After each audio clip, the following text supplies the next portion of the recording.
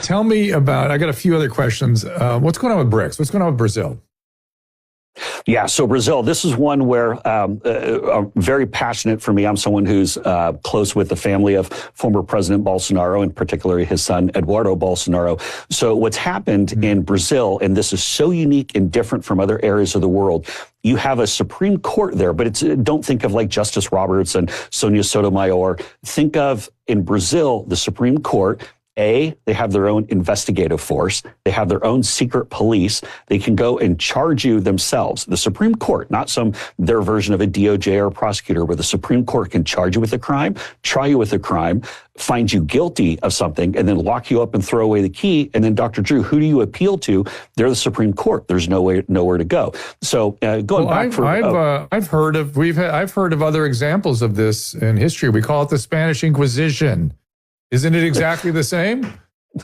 Although I think probably the Spanish Inquisition was probably in many cases a little bit more fair because they're doing some pretty dirty things in Brazil. It was a very reasoned body. People don't know that. They were they tried to be very reasoned. They were not politically motivated. They had their own motivations.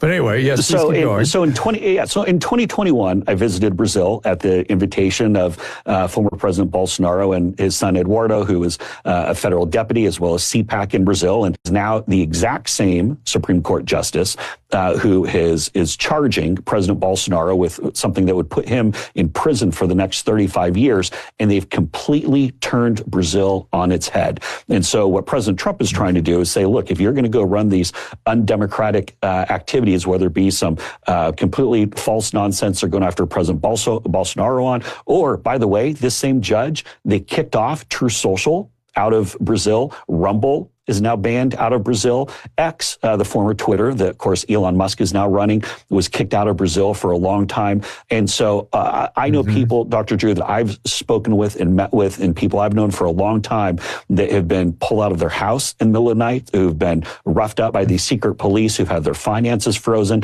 and there's no one to appeal to.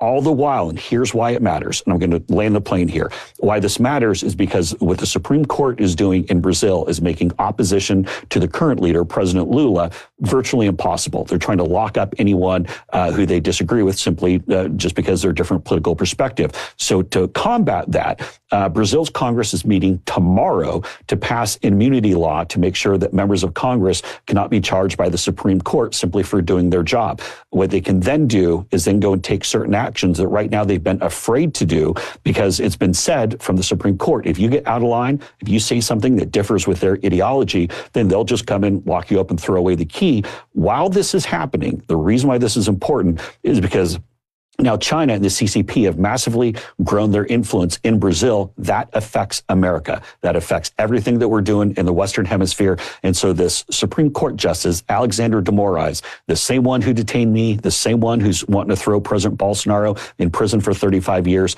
is making it okay for the CCP to get a massive foothold in the Western Hemisphere. That's why it matters for Americans.